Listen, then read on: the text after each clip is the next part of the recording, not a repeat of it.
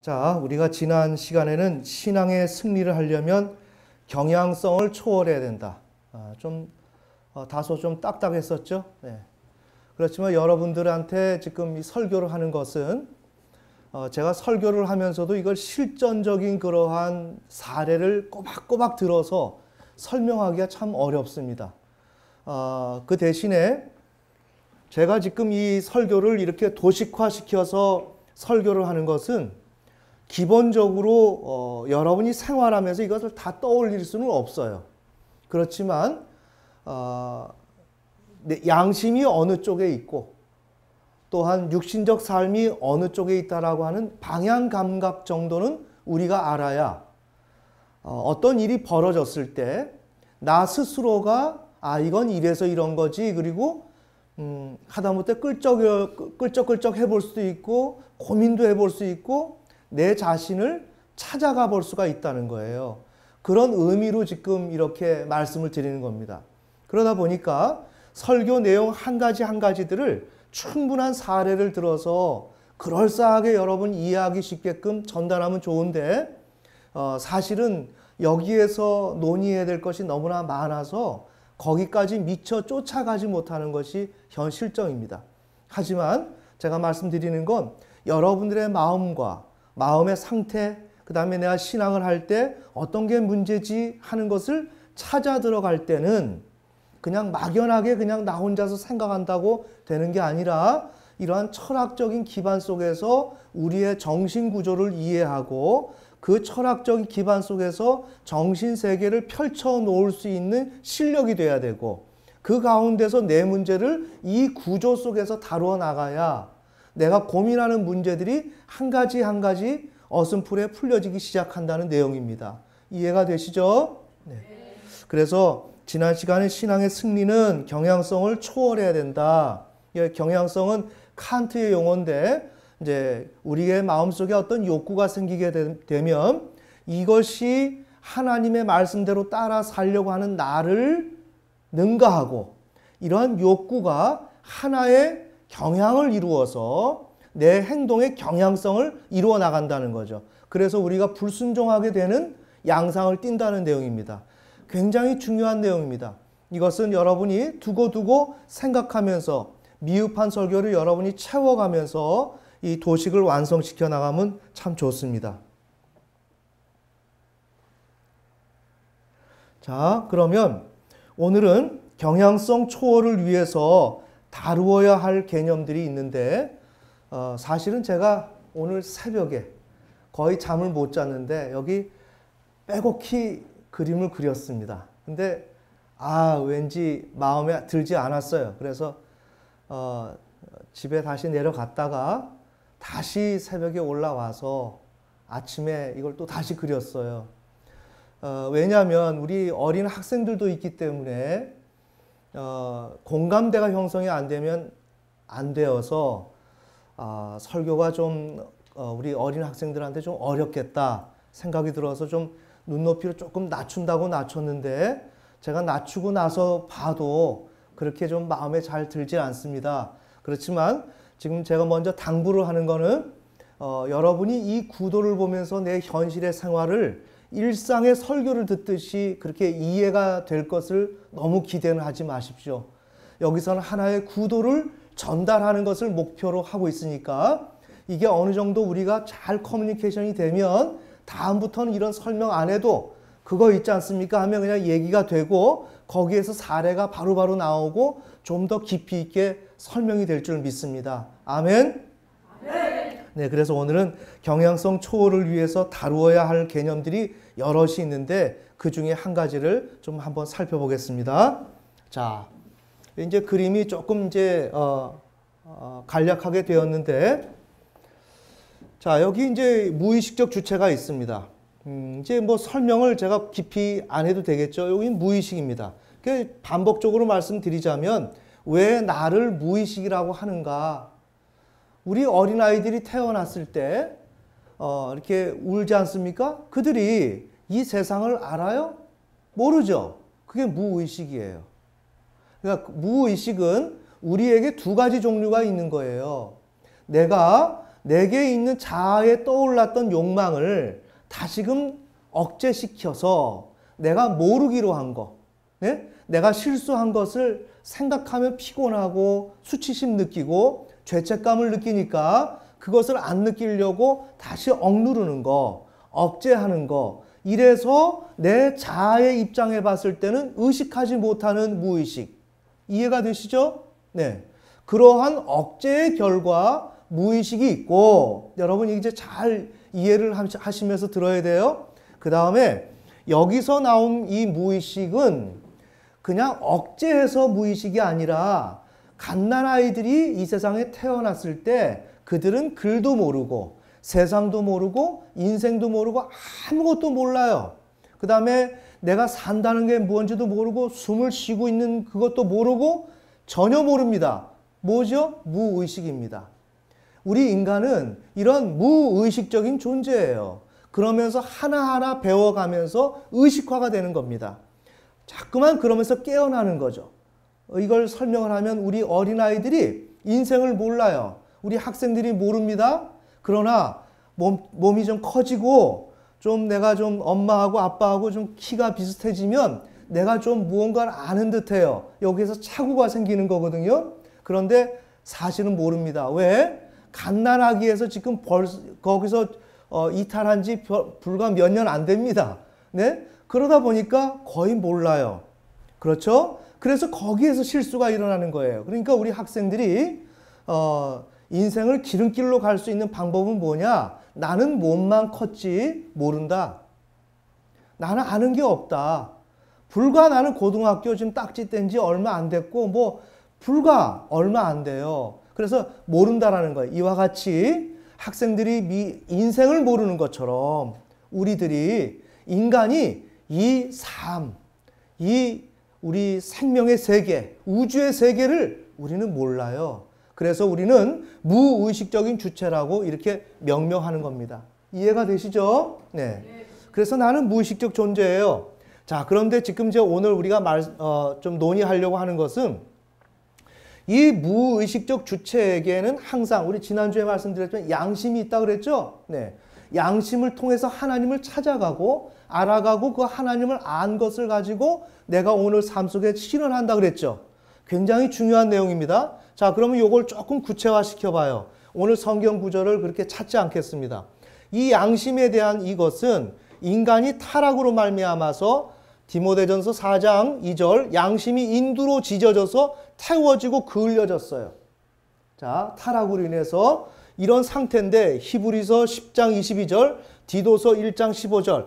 그래서 이런 가운데서 양심이 약한 상태에 있고 더럽혀져 있다는 거예요. 천천히. 자, 우리가 양심을 통해서 하나님을 찾아간다 그랬죠?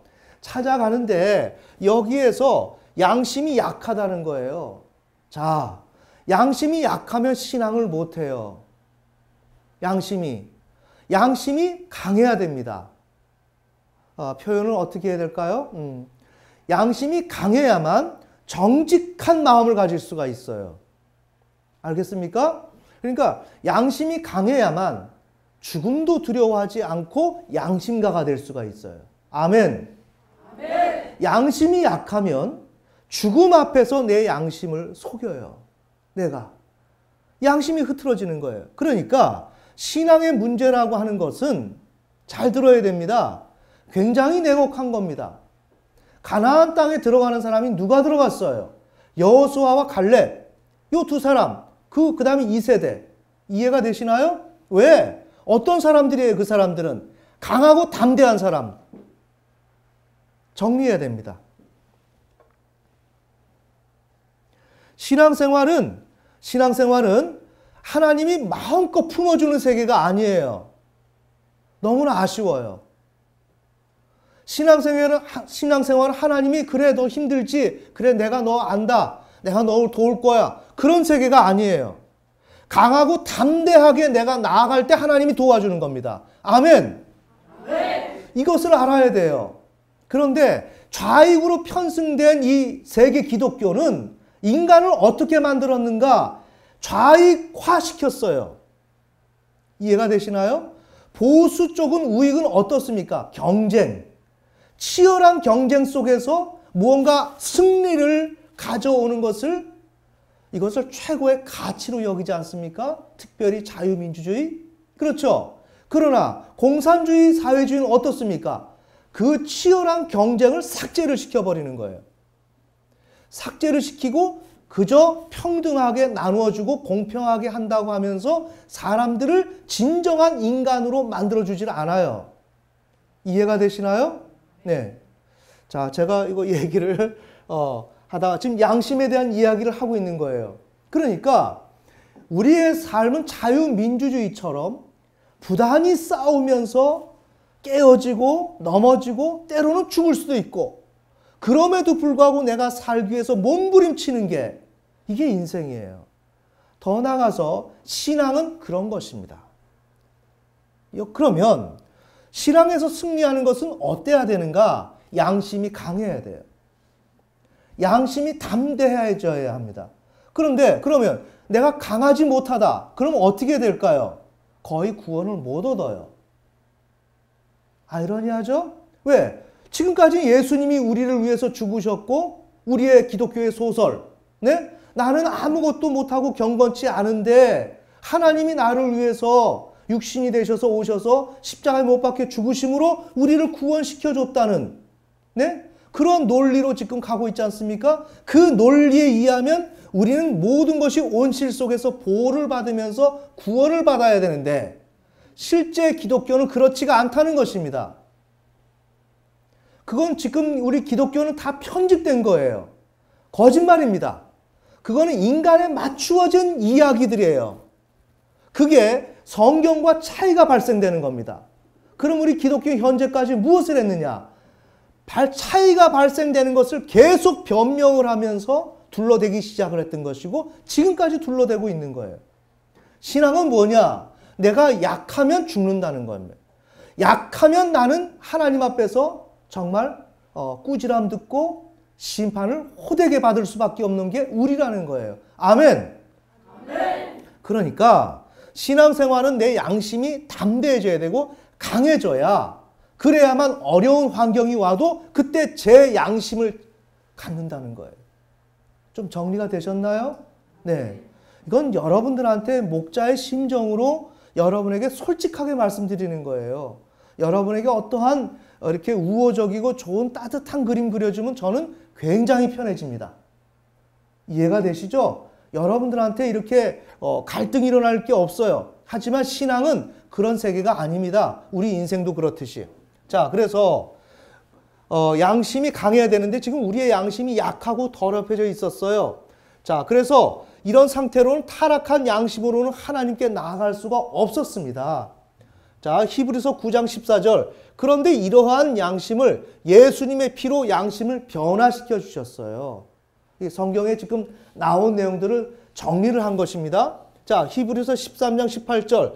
그래서 우리는 선한 양심을 소유하게 되었어요. 자, 여기에서 우리가 좀 머물러요. 선한 양심이라고 하는 것은 남을 긍휼히 여겨주고 보살펴주고 정말 그렇게 온실 속에서 정직한 것만을 얘기하는 게 선한 양심이 아니고 그건 기본이고 지금 말씀드린 대로 혹독한 죽음.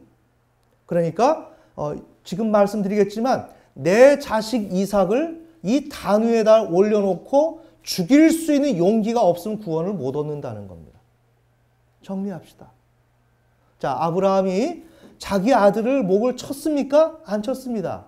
하나님은 시험하셨습니다. 하나님은 시험하셨는데 아브라함이 시험을 통과할 수 있는 건 뭐예요? 그 사건을 목을 내려치고 이 아이를 완전히 죽이지 않은 것뿐이지 죽인 거나 마찬가지인 그 상태로 아브라함은 내려갈 수밖에 없었다는 내용이죠. 맞습니까? 네. 그래서 하나님께서 아브라함아 애를 죽이지는 말아라. 너가 이제 나를 경외하는 줄 알겠다. 그러면서 의롭다라고 인정을 해주신 거였어요. 자, 그러니까 우리의 신앙생활은 어떻습니까? 강해져야 하는 거예요. 자, 강해져야 하는데 그 강해져야 하고 내가 나 자신이 죽음에 처해질 수 있을 때에도 내가 정말 양심을 발휘할 수 있는 게 선한 양심이다. 아멘. 요거를 정리하셔야 돼요. 요게 디테일의 부분입니다. 우리는 선한 양심이면 말 그대로 착한 양심으로 생각할 수 있겠지만 거기에서 끝나는 게 아니라 결정적인 건 내가 죽고 정말 하나님 앞에 내가 죽어져야 하고 내 인생이 파산이 나줘야 되고 파산이 났을 때 내가 과연 어떻게 할 수 있느냐. 파산이 나도 하나님, 내가 하나님을 따라가겠습니다 하는 게 선한 양심이다. 아멘. 파산이 나면 나는 못 가고 파산 나기 직전에는 내가 이웃을 도울 수 있습니다. 이게 선한 양심이 아니다. 진정한 선한 양심은 지금 제가 말씀드리는 대로 그 내용이 선한 양심이다. 자, 그래서 우리가 선한 양심을 소유했어요. 자, 선한 양심 소유했습니다. 그래서 자, 이 선한 양심을 가지고 우리는 어디로 가요? 하나님에게로 가는 거예요. 자, 우리의 설교가 지금 무엇인가? 창조주 하나님에 대한 하나님이 무엇을 필요로 한다는 것을 계속 말씀을 드리고 여러분들한테 하나님을 이걸 원하니 여러분이 그것을 생각하세요 라고 얘기하는 것이 바로 선한 양심이 하나님을 향해서 지금 찾아가도록 제가 지금 주문을 하고 그 길을 안내하는 거예요. 아멘. 그래서 베드로전서 3장 21절에 보면 선한 양심으로 하나님을 찾아간다 그랬어요. 천천히. 선한 양심, 이런 양심으로 하나님을 찾아가는 거예요. 하나님은 누구? 창조주라는 거예요. 왜? 왜 목사님은 자꾸만 창조주만 거론을 할까? 우리의 인류의 역사는 창세기 2장 16, 17절에서 하나님이 인간을 시험하던 그 역사적인 그 순간에서 거기서 타락이 일어났고 거기에서 하나님의 우주적 질서, 진도는 나가지 않은 거예요. 맞죠? 그러니 하나님은 인간을 향해서 이야기하고 싶은 것이 무엇이냐? 내가 주인이다. 너희는 내 피조물이다. 그렇지? 그럼 내가 하자는 대로 해야 되겠지? 이거 기본이야. 지금 그 이야기를 하고 싶은 거예요. 그러니 우리 성경 전체는 무슨 내용이냐? 이 얘기예요. 다른 얘기가 아닙니다. 하나님으로 인정을 안 하는 인간들을 놓고 하나님 무엇을 하시겠어요? 그러나 지금 우리 현 기독교는 어떻게 돼 있습니까? 그런 인간과 하나님 사이의 문제를 제해버리고 그냥 하나님이 인간이 되셔서 오셔서 우리를 죄를 용서해 주시고 우리를 구원시켜 줬다라고 하는 아주 그냥 모든 과정을 뛰어넘고 인간 위주로 이야기를 만들어 놓은 거였습니다. 아멘. 아멘. 자, 그렇게 됐는데 지금 하나님에 대한 우리가 개념을 잡아야 될 게 뭐냐? 창조주다. 요 개념을 잡아야 돼요. 자, 그러면 지금 하나님이 나는 창조주다라고 얘기하는 것은 구체적으로 어떻게 드러나는가? 오늘 본문 예를 들어서 누가복음 14장 25절 지금 하나님이 말씀하시는 거. 자, 예수님이 오셔서 너희가 이래야 내 제자가 된다라고 말씀하셨는데 그럼 예수님은 누구라고요? 메시아. 네? 선지자, 제사장, 왕. 네? 하나님의 뜻을 모르는 우리 인간들에게 오셔서 하나님을 이걸 원하는 거야 라고 말씀을 하셨고 그런데 우리가 죄가 있고 죄의 몸이 돼 있으니 어땠어요? 제사장으로서 당신 스스로가 제물이 되어서 우리 인간들을 구원시켜 주시고 그 다음에 우리 인간들이 하나님의 말씀에 순종하지 못하니까 예수님께서 대리 통치자로 오셔서 성부 하나님 대신에 예수님이 일정 기간 동안 통치하시되 우리에게 하나님의 명령을 전달하는 거죠. 아멘. 그러니까 예수님의 말씀은 하나님의 말씀이란 말이에요. 그런 의미에서 자, 그런데 26절에 보면 어떤 사람이 내게 오면서 자기 아버지나 어머니나 아내나 자녀나 형제나 자매나 참으로 자기 생명도 미워하지 아니하면 능히 내 제자가 되지 못하고 예수님의 제자가 된다는 것은 하나님의 말씀을 듣는 백성이 된다는 것과 동의어죠. 아멘. 아멘. 그런 의미에서 예수님의 제자가 되는 것인데 예수님의 제자가 되려면 내가 지금 현재 사회생활하는 것이 완전히 파산나는 것을 기본으로 하고 예수님을 쫓아야 된다 이 이야기예요. 이 이야기. 여러분 생각해 보세요. 내 가정이 하나님을 믿는 일 때문에 완전히 그냥 비정상적으로 돌아갈 수도 있다라는 것을 여러분이 생각한다면 과연 예수를 믿을 수 있을까요? 지금 그 얘기하는 겁니다. 우리 아브라함의 사례로 본다면 자기 아들을 죽여서 하나님께 제사를 드려야 될 정도로 신앙의 세계는 그냥 온실 속에 그만저만 행복한 가정하고 쭉 갈 수 있는 이런 세계가 아니고 정반대로 내 아들을 쳐서 죽여야만 하는, 죽일 수도 있는, 그거 죽여도 나는 하나님을 따라갈 수도 있다라고 하는 극단적인 그 순간까지 우리는 도달을 해야 한다는 것이죠. 그래서 지금 예수님은 예수님의 제자가 되려고 한다면 모든 가족 관계에서 여러분 보고 인생을, 세상을 그렇게 살라고 얘기하는 게 아니라 하나님을 쫓기 위해서 이 세상을 모두를 미워하지 아니하면 안 될 정도로 이러한 극단의 삶이, 오늘 우리가 극단의 삶을 통과해야만 예수님의 제자가 된다라고 지금 하나님이 말씀하시는 거예요. 아멘. 아멘. 자, 그 다음에 이제 십자가를 지고 따라야 되는 거죠. 자, 그러니까 예수님이 말씀하신 건 창조주 하나님 말씀하신 거죠. 그러니까 여기서 뭐예요? 피조물 인간은 자기를 부인하고 창조주로 하나님을 인정해야 된다라고 얘기하는 건데, 이 내용이 뭐라고요? 내 가족관계, 내 현실의 삶, 내 생명까지도 미워할 정도가 되어야 된다. 이거를 통과해야 된다. 다시 말하면 하나님께서 우리에게 말씀하시는 것은 다른 이야기가 아니라 이러한 누가복음 14장 25, 35절에 이르는 이 내용처럼 정말 이 극단적인 상황을 어떻게 해야 된다? 수용해야 된다. 이것을 하나님이 말씀하시는 거라는 거예요. 아멘. 아멘. 더 나가서 이게 신앙이라는 거예요. 그러니까 이것을 통과를 할 때 어떤 일이 일어나느냐? 구원의 역사가 일어난다는 거예요. 정리가 되시나요? 이것을 통과하지 않는 가운데 구원은 없다는 것입니다. 이것을 통과할 때라야 구원이 있다는 거예요. 그래서 이것을 통과할 때 내 제자가 되리라. 이건 뭐죠? 예수님의 제자, 구원받는 자가 된다는 거예요. 그러니까 성경 전체는 지금 무엇을 얘기하느냐?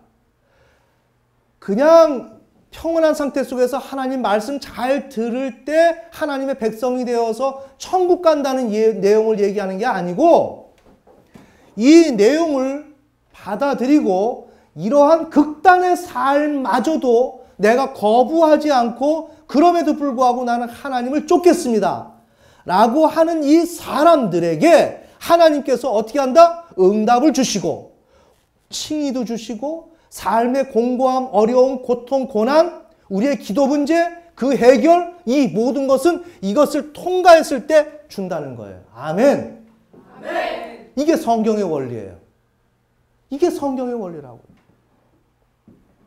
예수님께서 이와 같이 하나님 아버지 앞에서 통곡하면서 구원해달라고 간절히 부르짖었어요.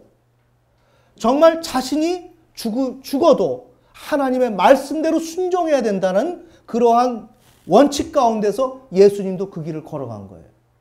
그렇게 했을 때 예수님이 다시 살아나신 거였어요. 정리해야 돼요. 신앙은 그냥 우리가 생각한 대로 그냥 교회를 다니고 별 문제 없이 교회를 다니고 성경 공부하고 이렇게 하는 것이 신앙이 아니고, 신앙이라고 하는 것은 내가 거기에 죽겠습니다. 죽어도 나는 가겠습니다. 라는 그러한 문서 앞에서 도장을 찍고 거기에 나 자신을 완전히 하나님께 일임하고 맡기는 그 일 가운데서 내가 예수 그리스도를 통한 구원의 역사가 일어나도 내게 일어나고, 더 나아가서 우리 세부적으로 우리의 인생의 기도의 제목, 내 삶의 문제 해답, 이건 어디에서 오느냐? 이 과정을 통해야 온다는 거예요. 그런데 잘 보세요. 선한 양심으로 이 과정을 어떻게 해요? 찾아가야 되겠죠? 하나님은 지금 이 말씀을 하시죠? 근데 여러분들은 지금 이 양심으로 지금 이쪽으로 가라고 제가 설교를 계속하고 있죠?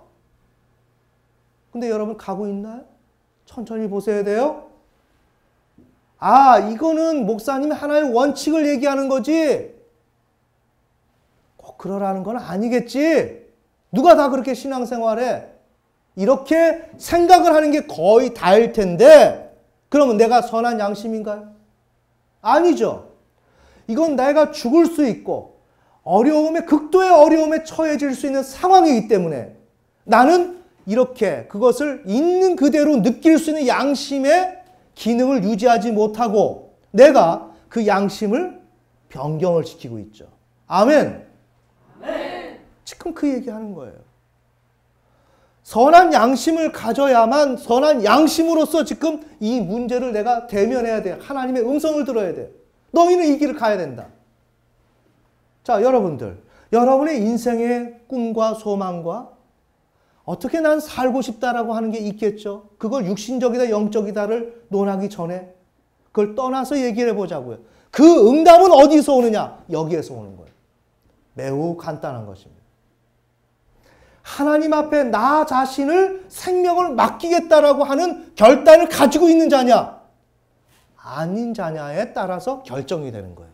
왜? 구원은 이러한 자에게 이것을 인식하고 거기에 도장을 찍고 나 자신을 완전히 넘겨드리겠다라고 하는 결정을 한 자에게 하나님께서는 이렇게 죽었다고 생각하는 그에게 하나님은 구원의 역사를 베풀어 나가시니까. 아멘. 아멘. 그러니까 여러분이 인생에서 내가 하나님 앞에 승부를 걸고 신앙 안에서 정말 승리하는 삶을 살겠다. 그렇게 된다면 우리 목사님들 40일 금식 기도를 하고 하나님 앞에 완전히 납작 엎드려서 난 죽었습니다 하는 그런 과정 들어가는 것처럼 여러분의 인생에서 이 과정을 통과해야 여러분의 해답이 여러분의 손에 주어진다. 이거는 부인할 수가 없어요. 이게 정답이에요. 그래서 지금 우리가 얘기하는 것은 핵심을 가지고 하나님은 이런 분이고 하나님 앞에서 우리는 하나님을 이렇게 인정해야 된다. 인정한다는 것은 내 소유물 가장 귀한 것마저도 다 포기해서라도 포기할 수 있어야 되고 왜? 그분이 창조주기 때문에 나의 주인이기 때문에 그리고 그분은 창조의 활동으로 나를 오늘도 통치하시는 분이고 나는 그분을 따라가야 하는 입장에 있기 때문에 어떤 것이든지 다 수용해야 되는데 그 어떤 것 중에서 가장 맥시멈이 뭐냐? 내가 죽을 수 있다는 것. 내 모든 소유를 잃어버릴 수 있다는 것. 이것을 내가 받아들였을 때 나는 하나님을 창조주로 인정하는 거죠. 아멘. 아멘. 이때서야 이제 나의 개인의 역사가 시작되는 거예요. 그러니까 여러분 우리 학생들이 내가 미래에 무엇이 되고 싶다. 공부가 소용이 없어요. 솔직한 말로. 이해가 되십니까? 여러분이 공부하든 안 하든 무엇을 하든 간에 하나님 앞에서 이 문제를 풀어나간다면 하나님은 누구예요? 창조주 하나님. 그렇다고 하나님이 여러분 뭐 공부하지 말라 그러겠어요? 일하지 않는 자를 먹지도 말라 그랬는데 성실하게 여러분 삶을 살아가야 되겠죠? 그런데 학생들마저도 내 인생은 공부로 해결되는 게 아니에요. 그 공부 이상의 무엇이 있다? 하나님 앞에 이 관계가 있다. 아멘. 아멘. 이 관계를 만들어 놓으면 이 관계에 진입하게 되면 하나님이 공부를 더 잘할 수 있도록 해줄 수도 있고 여러 가지 이런 환경을 만들어서 우리가 승리할 수 있도록 만들어 주신다는 거예요. 그러니까 우리의 문제의 핵심은 바로 선한 양심이 창조주 하나님을 이렇게 찾아가는 것. 그래서 하나님은 이러한 내용물을 가지고 말씀하고 있는데 우리의 선한 양심이 그것을 인식해야 된다. 양심은 하나님을 인식한다 그랬으니까요. 아멘. 아멘. 자, 그래서 이렇게 인식을 하고 나서 다시 내 양심은 돌아오죠. 내 양심이 어떤 사물을 인식하고 아 이런 것이구나라고 다시 가져와서 복귀하는 것처럼 무엇이 옳은 것인지 무엇이 의무인지 그리고 어떤 것을 행해야 하는지를 알게 되는 거예요. 하나님을 보고. 굉장히 중요하죠. 그러니까 하나님을 만나고 나서 이러한 하나님을 만났다면 무엇이 옳은 겁니까? 우리가 휴지 버리지 않는 게 옳은 겁니까? 물론 그거 옳은 거예요. 하지만 내 생명을 부인하면서까지도 하나님을 인정해야 된다는 것이 내 삶의 원칙, 그 뼈대가 돼야 되고 그게 가장 옳은 것이란 말이에요. 아멘. 아멘. 요 사실이 있어야 여러분이 실제 삶에서 문제가 풀려요. 여러분이 무엇을 어떻게 해서 직장과 사업장과 여러분의 문제가 해결되는 게 아니에요. 하나님이 오케이 하면 여러분 문제 해결되는 거예요. 아멘. 아멘. 가장 능력자고 하나님은 모든 것의 주인이기 때문에 하나님이 내 한 자리 주시면 끝나는 거예요. 하나님이. 그래서 무엇이 옳은지 이런 것이 옳은 거. 그래서 무엇이 의무인지 다른 의무가 아니라 하나님 앞에 내 생명마저도 다 버릴 수 있고 그런 상태 속에서 하나님이 무슨 말씀하시더라도 따라가야 한다는 그 생각, 태도, 이게 의무겠죠. 예, 그리고 어떤 것을 행해야 하는지를 알게 된다. 자, 이런 식으로 제가 말씀드리는 신앙이라고 하는 것은 언제나 창조주 하나님 앞에 피조물이 갖춰야 할 이 윤리적인 태도, 이것을 가지고서 모든 사물과 관계와 어떤 일과 상황을 대면하고 이 잣대로 모든 것을 규명해야 된다. 아멘. 아멘. 자, 이렇게 해야 되는데 결과가 뭐냐? 이후의 양심은 무의식적 주체에게 강한 동기를 부여한다. 내 양심이 강하게 있으면 내가 오늘 이러한 양쪽의 하나님과 육신적인 삶을 종합하는 나에 대해서 영향력을 미치겠어요? 안 미치겠어요? 미치죠. 내 안에 양심이 어떤 양심이 있다면 내가 가만히 있을 수가 있나요? 못 있어요. 내가 죄를 지려고 해도 죄를 못 져요. 그 다음에 선한 일을 안 하려고 해도 선한 일을 하게 돼요. 이건 뭐예요? 양심에 의해서 나는 핸들링 된다는 거예요. 아멘. 아멘. 그런데 내 양심이 이러한 기능을 하는지를 몰라. 내 양심이 꼭 휴지를 버리지 말아야 하는 용도로서 양심만 알아. 그게 아니라 양심이라는 가장 중요한 기능은 창조주 하나님 앞에서 피조물은 어떠해야 한다. 이게 양심이 가져야 할 가장 중요한 가치라는 거죠. 네. 이것을 가지고 있어야 되고, 자, 이것을 가지고 있을 때 이것이 오늘 나를 움직인다는 거예요. 뒤집어서 이것이 없을 때 나는 어떤 존재예요? 아무 의미 없는 존재예요. 맞습니까? 네. 그렇기 때문에 제가 설교 처음부터 끝까지 계속 얘기하는 건 하나님 얘기하는 거예요. 그 하나님에 대한 정리가 되어야 된다는 거예요. 그 하나님에 대해서 내 목숨, 이건 언제든지 드릴 수 있는 준비가 딱 내가 눈 뜨자마자 감을 때까지 있어야 되는 거예요. 이거. 그러니 얼마나 무서워요? 무섭죠? 어떤 순교가 일어난다 할지라도 순교를 준비하고 있어야 되는 거예요. 기도해야 되는 거예요. 왜? 우리 힘으로 안 되니까. 알겠습니까? 이게 신앙이에요. 이게 신앙. 여러분 뭐 좀 부담스럽습니까? 자, 그래서 이런 것이 양심의 본질인데 이것을 무의식적 주체에게 강한 동기를 부여한다. 이게 신자다. 이게 신자다. 이것이 없이 하나님이 우리를 사랑해 주셨어. 오늘도 만나를 주셨고 하나님이 이렇게 해서 우리를 도우셨어. 할렐루야 감사합니다. 물론 좋아요. 그러나 가장 핵심이 없기 때문에 그 사람은 엄밀히 말해서 신자라고 할 수가 없어요. 자, 그래서 피조물 인간은 이 세상에서 무엇을 하든지 자기를 부인하고 창조주 하나님을 인정하고 이렇게 순종해야 한다는 이 사실을 양심이 무의식적 주체에게 압박을 한다는 거예요. 그죠? 내 양심에 무언가가 있으면 내가 느끼지 않습니까? 그리고 내가 그 양심을 거부하기 힘들어요. 그래서 무의식적 주체가 이 양심의 말을 듣고 움직여진다는 거예요. 자, 우리가 이제 이런 내용을 얘기했는데, 그래서 양심이 무의식적 주체에게 압박을 주는 거죠. 자, 여기에 이제 육신적인 삶이 이렇게 존재합니다. 그러면 이 양심은 인간은 선한 양심을 말씀드린 대로 소유하고 있어야 돼요.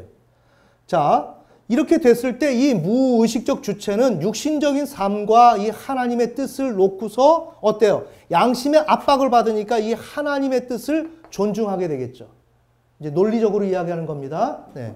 존중하게 되면 어때요? 이 무의식적 주체는 하나님의 뜻을 이걸 중심으로 자아에게 전달을 하게 되겠죠. 자, 논리적입니다. 그러면서 현실 생활을 이제 하는 것입니다. 자, 이렇게 되는데 우리 지난 시간에 살펴봤지만 양심이 비정상의 경우가 있단 말이에요. 양심이 이와 같은 양심이 아니라 그냥 희미한 양심이에요. 이렇게 된 경우에 우리 지난주에 요셉의 사례를 봤죠. 창세기 39장 9절 원문에서는 어떻게? 그는 이 집에서 나보다 크지 않습니다. 보디발이. 원문에서. 보디발이 지금 보디발 아내한테 얘기를 하는 거예요. 보디발 아내가 유혹을 하니까 유혹하는 것도 왜 유혹한다고 그랬어요? 멋있으니까. 청년이라서 멋있는 게 아니라 실력이 있으니까. 멋있기만 하고 외모만 좋고 가보니까 실력도 없으면 그 사람 멋있어요? 안 멋있어요? 멋이 없죠. 요셉이 실력이 있었다는 거예요. 이해가 되세요? 자, 그런데 실력이 있다 보니까 그는 이 집에서 나보다 크지 않습니다. 보디발은 나보다 크지 않습니다. 이거를 보디발 아내한테 얘기를 할 정도란 말이에요. 정리되셨죠? 그러면 이 육체를 근간으로 육신적인 삶을 살아가는 요셉은 어때요? 이런 것이 자기 것으로 느껴질 수가 있겠죠? 우리 지난 시간에 다룬 대로. 어떻게? 양심이 정상의 상태에 있다면 양심이 무의식적 주체를 장악을 해서 무의식적 주체가 육신적인 삶과 하나님의 뜻을 이렇게 비교를 하면서 공정하게 종합의 과정을 거칠 텐데 양심 자체가 비정상적으로 돼 있다 보면 요셉이 그랬다는 게 아니라 비정상의 경우였다면 어때요? 육신적인 삶을 이것이 당연히 육신적인 것이 무의식적 주체에게 당연한 것처럼 생각이 든단 말이에요. 정리되시나요? 네. 요걸 다시 우리 여기에 버전대로 얘기하면 하나님 앞에 하나님이 나의 창조주다. 나는 아무것도 할 수가 없고 내가 재주 부릴 수 없고 하나님만이 나의 창조주이기 때문에 오늘 일 내일 일 모두 하나님이 하실 것이다. 라는 생각에 양심이 살아 있었다면 지금 이런 보디발이 이 집에서 요셉보다 크지 않은 이런 실권을 요셉이 장악하고 있었을 때 요셉의 무의식적 주체가 정말 그것을 자기 것이라고 자기의 현실이라고 생각을 했겠느냐는 말이에요. 안 하죠. 이해가 되시나요? 거기에서 중심을 잡죠. 무의식적 주체가. 아, 이건 아니야. 하나님 이거 기뻐하실까? 생각을 하겠죠? 아, 아니야. 양심을 통해서 판단하겠죠? 근데 예를 들어서 양심이 비정상적인 경우에는 육신적인 삶 자체가 육신적인 삶에서 획득된 이런 기회, 이런 것을 무의식적 주체가 정말 무의식적 주체의 본래 자산인 것처럼 자기 것인 것처럼 인식이 되고 이것을 스스로 주관하려고 하는 의지가 생기고 그로 말미암아 이것을 따라서 삶을 살아가는 경향성이 생기게 되고 정리되셨죠? 경향성이 자아를 지배하고 들어가고 이 자아가 어떻게 된다 그랬습니까? 보디발의 아내를 취하게 되죠. 간음을 하게 되죠. 맞죠? 이렇게 되면 어때요? 실패고 하나님의 심판밖에 없는 거죠. 자, 이게 우리의 삶일 수가 있다는 거예요. 여러분이 생활에서 길이 막히고 문제가 발생되는 건 뭐냐? 이러한 양심의 기능이 정지되어 있고 하나님 앞에서 하나님 앞에 올바로 해야 된다는 것을 알지 못할 때 여기에 내 육신적 삶 속에 있던 이것이 합법적인 것처럼 내 안에 중심 주체까지 밀고 들어와서 나는 이것을 내 것인 것처럼 마땅히 내가 해도 되는 것처럼 그냥 수용하고 결정하면서 사회에서 내가 이런 삶을 살아간다는 거예요. 아멘. 네. 그러면 어떻게 되느냐? 여러분의 삶이 실패한다는 거예요. 여러분의 삶이 나아지질 않는다는 거예요. 거기에 하나님의 개입이 있고 막아버린단 말이에요. 그래서 우리가 진도가 나가질 않는 거예요. 조금 논리적이지만 좀 정리가 되시나요? 네, 그럼 여러분이 굉장히 똑똑하시네요. 자, 이렇게 됐습니다. 이렇게 이제 16번까지 갔고, 그런데 양심이 정상이에요. 요셉이. 자, 요셉이 지금 보디발의 집에 간 거는 뭐예요? 노예죠. 노예입니다. 그런데 어떻게 하다 보니까 자기 어떤 달란트를 발휘해서 하나님의 인도하심대로 육신적인 삶 속에서 보디발보다 그 집에서 컸고, 말은 노예지만 정말 대우 제대로 받아가면서 삶을 살아갔어요. 그런데 요셉은 그런 가운데서도 생각 자체를 모든 것을 내려놓고 하나님이 나의 주인이다. 나는 하나님이 하라는 대로 모든 것을 해야지 내가 여기서 재주 부려서는 안 된다. 내가 이걸 어떻게 내 수완으로 이것을 해서는 안 된다라고 하는 정신무장이 강하게 돼 있었던 거예요. 자, 그렇게 하니까 이 육신적인 삶을 이렇게 멀리하고 여기에서 자아를 지배해서 어떻게 해요? 보디발 아내를 예우를 하죠. 보디발 아내를 예우하니까 이 예우 가운데 천천히 보세요. 이렇게 보디발 아내를 예우할 때 되면 나는 여기에서 취할 수 있는 것을 취해버리면 오늘 현실에서 굉장히 편해지고 실제적인 힘을 가질 거예요. 그렇죠? 그렇게 우울한 삶을 살지 않을 수 있어요. 하지만 지금 요셉이 가졌던 건 뭐냐? 자기가 얼마든지 취하고 여기에서 뭔가 주물러서 일을 만들어갈 수 있을 상황이었지만 이것을 자기가 이걸 활용하지 않았다는 거예요. 그런 가운데서 언제나 우리가 말하는 이런 설교의 내용처럼 하나님을 향해서 아주 꿋꿋한 신앙생활을 요셉이 한 거예요. 그렇게 하는 가운데 했지만 그 보디발 아내의 모함으로 인해서 감옥에 들어간 것입니다. 그러면서 감옥에 들어갔지만 그럼에도 불구하고 이들을 예우를 하는 거예요. 이렇게 예우를 할 때 그때 무엇이 일어나느냐? 구원의 역사가 일어난다는 거예요. 이해가 되시나요? 여기에서처럼 나의 모든 것을 다 포기하고 버리고 가게 될 때, 이럴 때 이것이 신앙의 시작이고 이것이 이루어질 때 모든 응답이 있고 이것이 있을 때 구원의 역사가 일어나는데 이게 신앙의 기본 원리다. 아멘. 그러니까 요셉이 나의 자신의 어떤 힘과 능력으로 주변을 부려볼 수 있는 여지가 있었지만 절대적으로 그것을 선택하지 않고 세상을 등지고 옳은 것을 그대로 고수하면서 그렇게 갈 때 그는 감옥으로 내쳐진단 말이에요. 감옥으로 들어가지만 여기서 끝나는 게 아니란 말이에요. 감옥으로 들어갔다는 것은 뭐예요? 그럼에도 불구하고 나는 하나님을 죽기까지 인정한다는 것을 얘기하는 거죠. 아멘. 아멘. 그러고 나서 어떻게 됐습니까? 요셉은 감옥에서 나오게 되면서 총리로 등극을 하는 거예요. 이게 구원이란 말이에요. 자, 그러면 오늘 우리가 봅시다. 여기에서 우리가 지금 경향성을 초월을 위해서 다루어야 할 그 개념이 뭐냐? 양심이지, 일단. 맞습니까? 이 양심이 살아있어야만 이 육신적인 것을 물리치고 분별할 수 있는 눈이 생기고 물리칠 수가 있겠죠. 그런데 이 양심은 어떻게 된다 그랬어요? 여기에서 선한 양심을 가져야 되겠죠.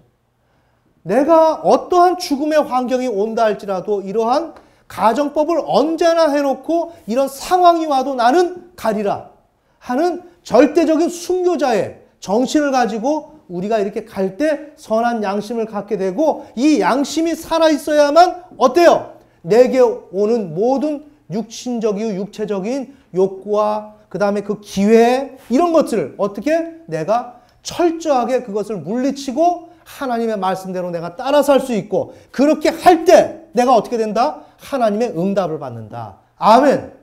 아멘. 오늘 이렇게 요 내용입니다. 길지 않죠? 자, 관건은 무엇이다? 양심이 선한가? 양심이 선한가? 선하다는 것은 내가 죽음의 환경이 와도 그 양심을 그대로 가질 수 있는가? 내가 죽음의 목전에서도 하나님을 인정할 수 있는 그 선함을 유지할 수 있는가? 양심이 선한가? 그래서 양심이 선함을 나는 신앙생활에서 유지해야 되고 확보해야 되면 그것을 가지고 무의식적 주체 나라고 하는 존재에게 어때요? 여기서 강한 동기부여, 압박, 영향력을 행사해야 되고 영향력을 행사해서 내가 이 두 가지를 놓고 건강하게 종합할 수 있는. 그래서 언제든지 육신적인 사건들은 육신이 나에게 줄 수 있는 어드밴테이지, 이점들은 나에게 언제든지 찾아 들어오려고 도사리고 있다는 거예요. 여러분은 이렇게 하면 될 거야. 이렇게 하면 좀 더 될 거야. 하는 아이디어가 번쩍번쩍 우리에게 떠오른단 말이에요. 아멘. 그것을 어떻게 해야 되느냐? 이러한 관점으로 이 선한 양심으로 판가름을 해야 된다는 거예요. 선한 양심으로. 그 선한 양심으로 판가름을 하는 길은 굉장히 고독하다. 죽음과 고통과 절망, 완전히 그 절망, 난 이래서 망했구나. 이 망했구나라고 하는 것이 내게 와야 한다. 이게 정상의 길이다. 이것을 가고 나면 그럼에도 불구하고 나는 하나님을 나는 인정합니다. 그러면 하나님은 어떻게 하신다? 반응을 나타내신다. 반응을 나타내시고 우리에게 은사를 주신다. 그게 뭐다? 칭의, 저스티피케이션이 될 수가 있고. 알겠습니까? 우리의 삶의 모든 응답들. 그러니까 여러분이 이러한 문제를 놓고 우리가 적용을 하자면 기도를 한다. 그것도 여러분이 기도를 하는 자체가 중요한 게 아니란 말이에요. 알겠습니까? 기도하는 내가 중요하단 말이에요. 내가 어떤 선한 양심을 갖고 있느냐. 갖지 못했다면 그걸 가지려고 노력하느냐. 아멘. 가지려고 노력하는 게 아니라 이런 이야기를 하면 힘들어서 여러분이 피하느냐.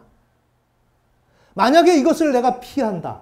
하나님은 마음의 속중심, 양심을 보고 있기 때문에 그것을 보시면서 응답을 하신다. 아멘. 그러니까 기도가 중요한 게 아니라 내가 그 하나님 앞에서 얼마나 다니엘처럼 내게 죽음이 와도 그것을 내가 감당하면서 하나님을 인정하겠습니다 하는 그 자세가 내 마음속에 있느냐 하는 것이에요. 이것이 있을 때 하나님은 나를 보시고 여기에 응답을 하신단 말이에요. 아멘. 네. 말씀드렸지만 내가 불쌍하게 보인다고 응답하시는 거 아니에요. 그건 내 몸만 지쳐요. 이건 이렇게 하면 신앙생활이 안 되는 겁니다. 신앙생활을 제대로 하려면 내가 죽을 각오를 가지고 내 생명을 하나님께 일임하는 이 과정을 통과를 해야 되는 거예요. 아멘. 네. 그렇게 되면 여러분들이 계획하는 아름다운 신앙, 정말 우리가 뭐 편히 잘 먹고 잘 살자가 아니라 정말 우리 인생길을 걸어갈 때 인생에서 필요하고 하나님 앞에 간구해야 되는, 하나님의 도움을 받아야 되는 이 모든 문제는 어디서 온다? 이 과정에서 온다. 그런데 오늘 우리가 다룬 문제는 경향성 초월을 위해서 다루어야 할 그 개념은 이런 과정을 통해서 선한 양심이 확보가 되어줘야 되고 이것이 있을 때 경향성을 초월할 수 있는 기회가 있고 성공적인 신앙을 할 수가 있다. 아멘. 네. 자, 오늘 다룬 내용이 여러분에게 잘 정리가 되어서 삶에서는 이 그림이 뭐 잘 적용이 안 될 수 있어도 문제가 생기거나 내가 궁금한 점이 있다면 언제든지 이 도식을 꺼내놓고 이것을 통해서 하나님을 찾아가는 저와 여러분이 되었으면 좋겠습니다. 네, 다 같이 기도하시겠습니다.